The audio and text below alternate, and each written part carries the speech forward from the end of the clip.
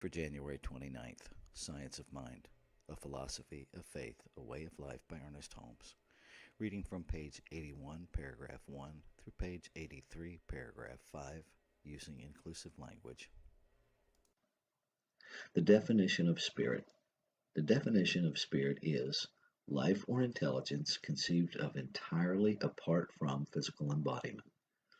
It is vital essence, force, energy, as distinct from matter. Probably the definition of God as spirit is more easily understood, more readily accepted than any other term used in describing deity. Jesus, talking to the woman of Samaria, explained, God is spirit, and they that worship it must worship it in spirit and in truth.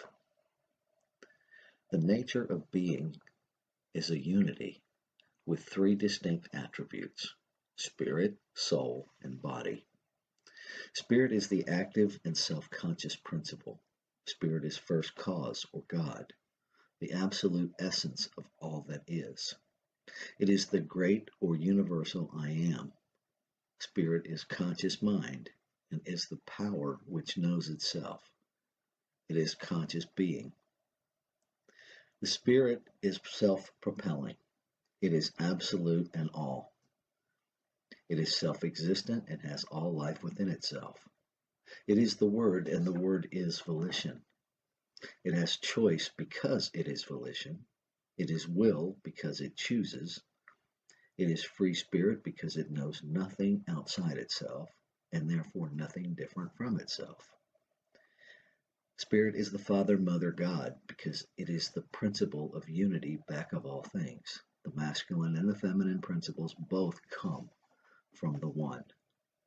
Spirit is all life, truth, love, being, cause, and effect. It is the only power in the universe that knows itself, and spirit could know nothing outside itself. That would be God and something else.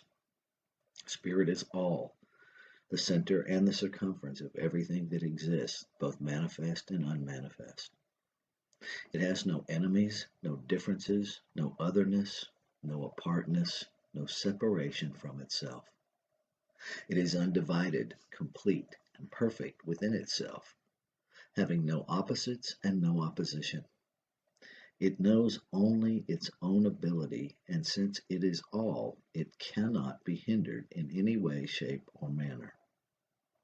It is impossible for a finite mind to comprehend such a complete life and power.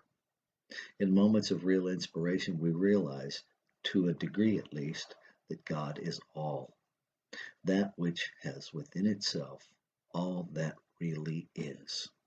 The life is everything and the love through everything.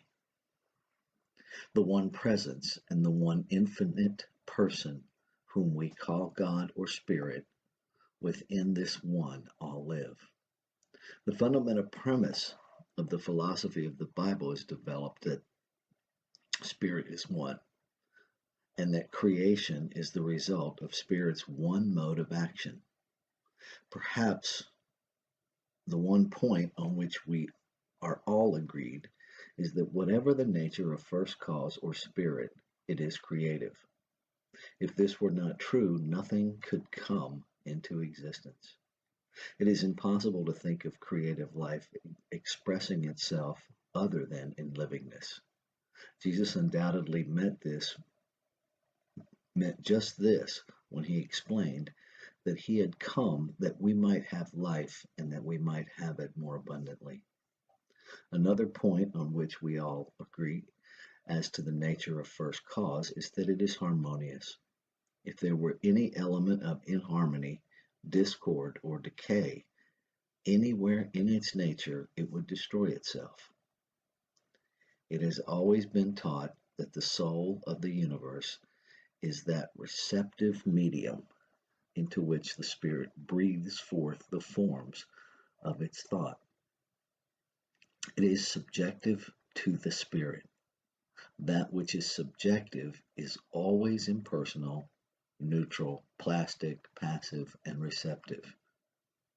Wherever we find subjective law, we shall find something that is compelled to receive that which is given it and compelled also to act upon it.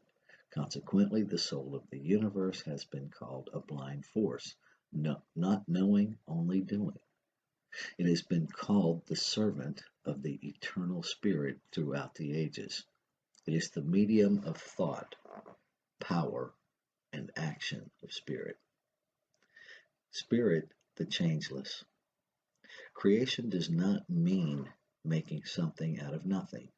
Creation is the passing of spirit into form and is eternally going on.